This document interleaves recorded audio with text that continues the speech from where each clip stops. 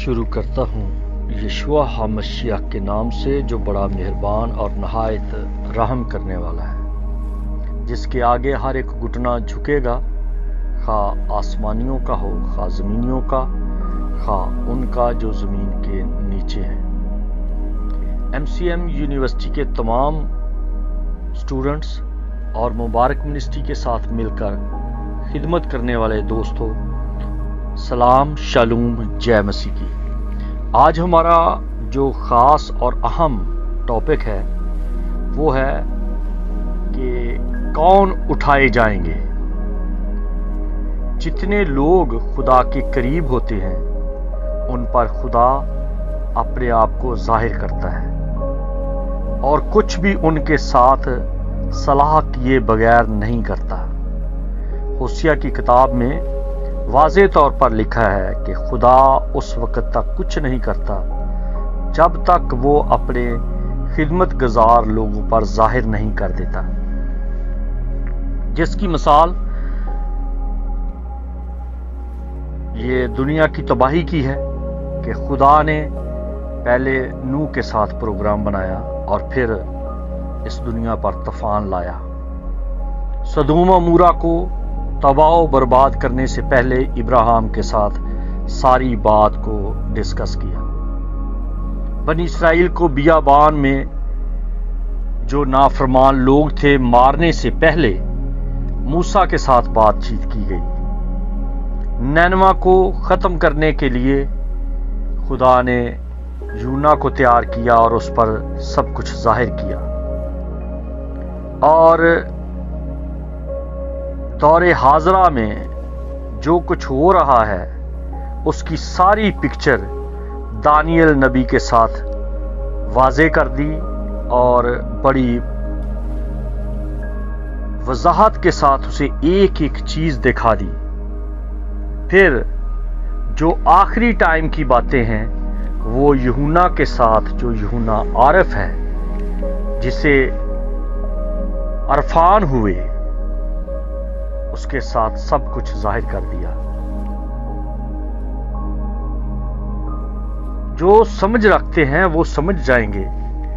خدا اپنے بندوں پر رویل ہوتا ہے اور ان کے ذریعے بات کرتا ہے۔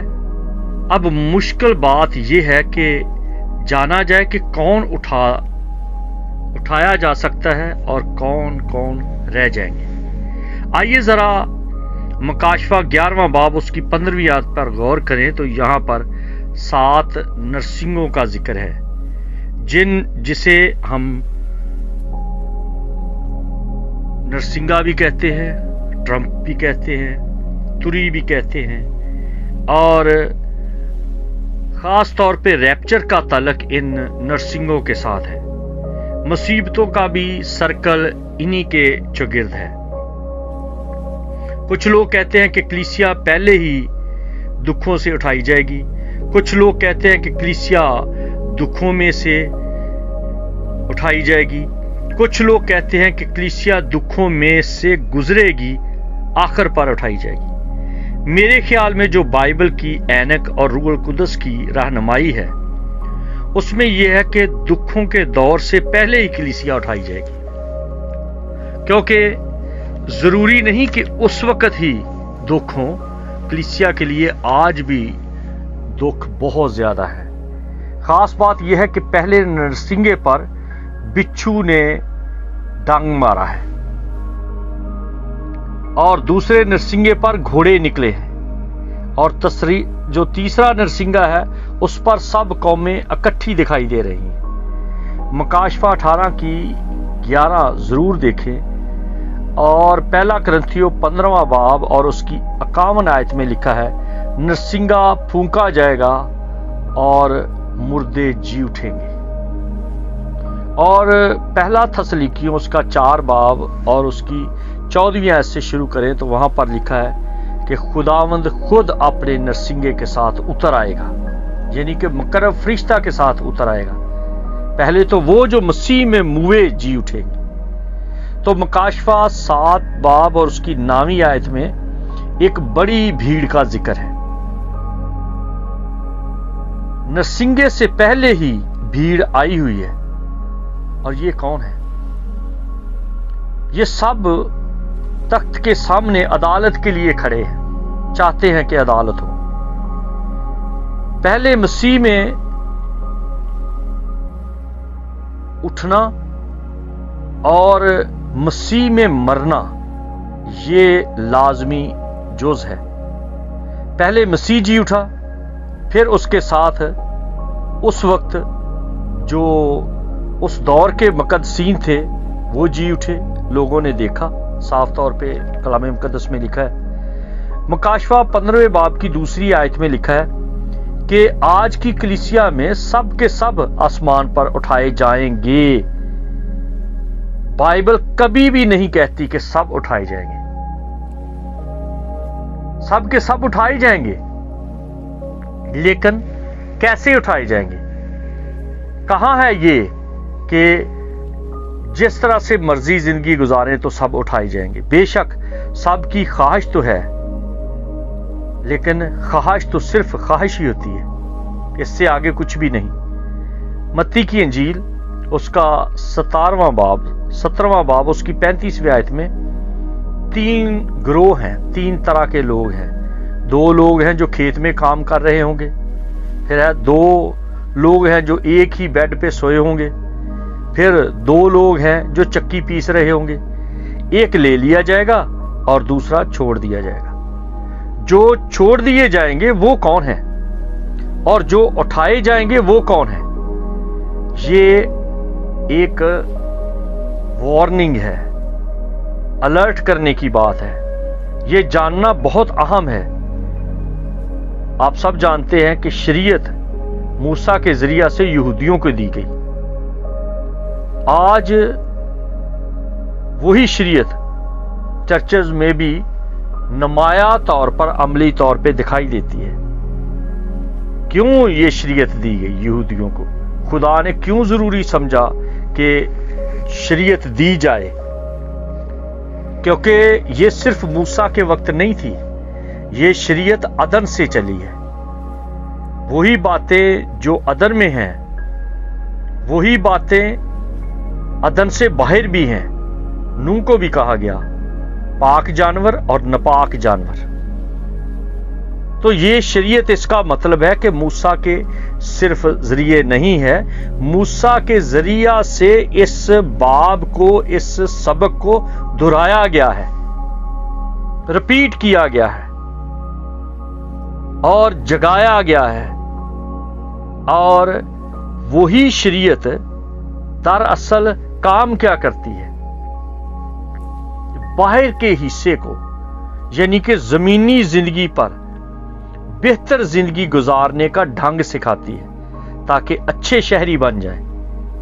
और जब चर्च में ये शरीयत आ गई तो इसका मतलब है कि हम अच्छे शहरी हों, खुदा के साथ, कलीसियाओं के साथ हमारा बर्ताव कानूनी तौर पर, माशरती तौर पर, सकाफत व तमद्दन के लिहाज से, रस्मो रवाज के लिहाज से इतना बेहतर हो कि हम खुदा के सामने भी ठीक दिखाई दें और माशरे में भी ठीक दिखाई दें। लेकिन अंदर का काम कैसे किया जाएगा? अंदर का काम जो है वो चर्च करता है, अंदर का काम मसीह करता है। मसीह को मानने से हमारे अंदर का सिस्टम ठीक होता है, शरीयत को मानने से बाहर का सिस्टम ठीक होता है। जैसे कि आप समझ लें कि किसी के अंदर कोई डेफिशिएंसी हो, कोई विटामिन्स कम हो, कोई और प्रॉब्लम हो, तो उसको दवाई दी जाती है, उसको सिरप दिया जाता है, उसको कुछ ऐसी चीजें खिलाई जाती हैं, नुस्खे खिलाए जाते हैं, जिससे अंदर की सारी तोड़ फोड़ ठीक हो जाती है। और स्किन जो बाहर से फटी है, दाग धब्बे हैं, उस पर क्रीम लगाई जाती है। क्रीम उसको छीलती है, उसके ऊपर जो सिक्कर आ जाता है, जो जख्म को हील करता है, اور بعد میں اندر سے وہ سکن صاف ستھری ہو جاتی ہے۔ شریعت جو ہے یہ کریم کی طرح ہے، شریعت ٹینچر آیوڈین کی طرح ہے۔ جو اسپرٹ ہے وہ زخم پر چبھتی ہے اور اس کے بیکٹیریا کو مارتی ہے، اور پھر بعد میں وہ جلد، وہ سکن ٹھیک ہو جاتی ہے۔ تو شریعت باہر سے مارتی ہے، باہر سے ٹیپ ٹاپ کرتی ہے، اور جو اندر کی دوائی ہے، جو اندر سے درست ہوتا ہے، جو ڈیفیشنسی کو، کمی کو ختم کرتا ہے، وہ خدا کا کلام ہے، وہ چرچ ہے، وہ مسیح کا خون ہے، جو ہمارے اندر سے ایسی چیزیں بن جاتی ہیں کہ ہم آہستہ آہستہ درست ہو جاتے ہیں۔ آسمان پر زمینی شہری ہونے کے لیے بھی بہتر ہونا ضروری ہے، اور آسمانی شہری ہونے کے لیے بھی بہتر ہے۔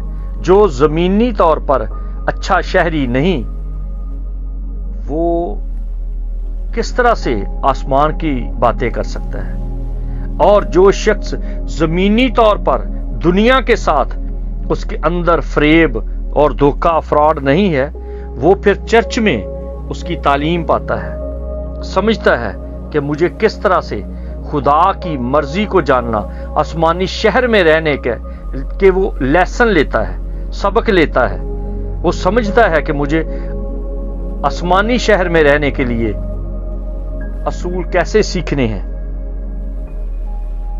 تو اس پر وہ دھیان دیتا ہے، غور و خوض کرتا ہے، محنت کرتا ہے۔ پالوس کہتا ہے میں اپنے آپ کو مارتا، کوٹتا اور قابو میں رکھتا۔ دوسرا گروپ جو چھوڑ دیا جائے گا،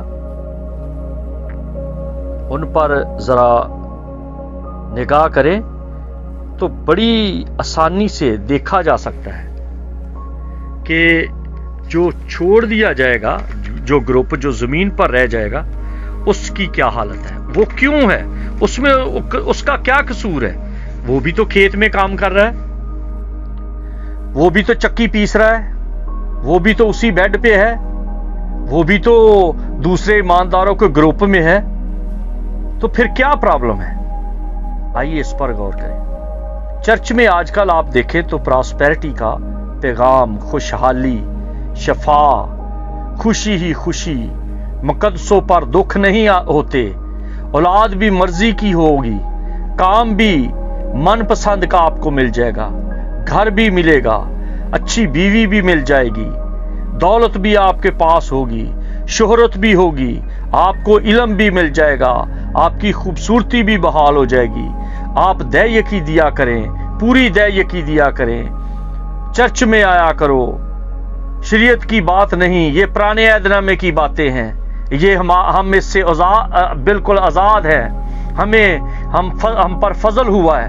ہر وقت لوریاں دے دے کر اس طرح سے تیار کرتے ہیں لوگوں کو کہ کوئی پرواہ نہیں، بس مسیحت میں آنا، کچھ بھی نہیں کرنا۔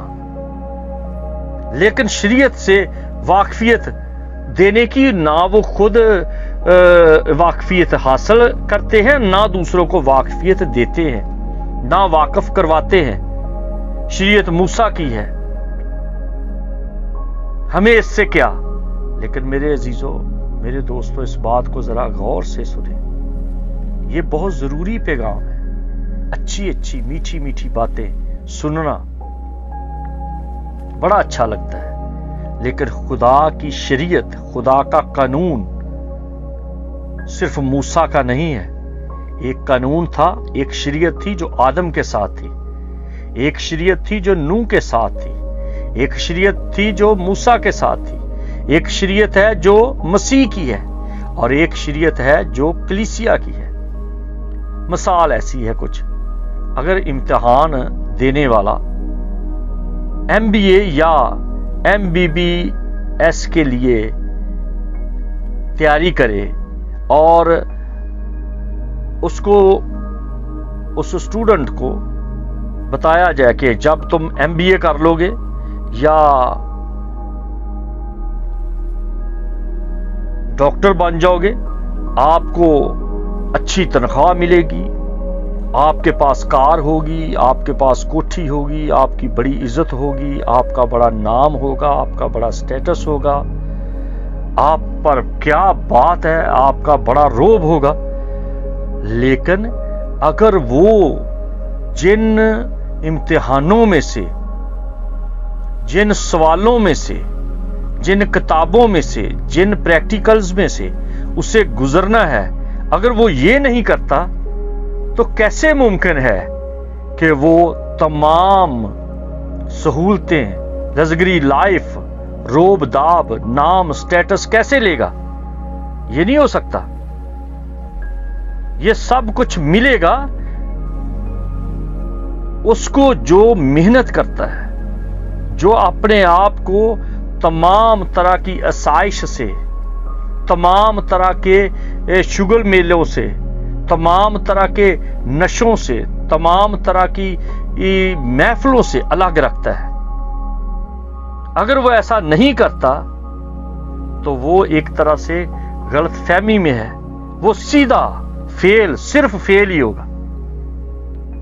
باتیں تو وہ سنتا ہے اور باتیں سن سن کے اپنے آپ کو بڑا تیار کرتا ہے کہ میرے لیے سب کچھ ہوگا، لیکن یہ پاسبل نہیں ہے. اس لیے یہ سمجھنا بہت ضروری ہے کہ موسیٰ باہر سے چمکاتا ہے اور یسوع اندر سے چمکاتا ہے.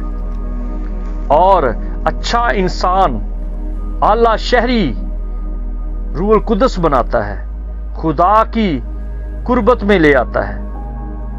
اب قریب آنے کا عمل کس طرح سے مکمل ہو سکتا ہے؟ اس سے آگے ایک قدم بڑھنے کی ضرورت ہے. تو یسوع کو اپنے اندر لینے کی خاطر دل کا دروازہ کھولیں گے تاکہ وہ اندر آ جائے، اور باہر سے اس قدر آپ خالص ہو جائیں کہ اندر اور باہر سے چمکنا شروع ہو جائے، تاکہ نور ہی نور ہو.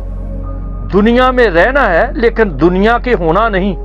پالوس کہتا ہے کہ دنیا کی چیزوں کو استعمال کرنا ہے لیکن دنیا کی چیزوں کے لیے نہیں جینا.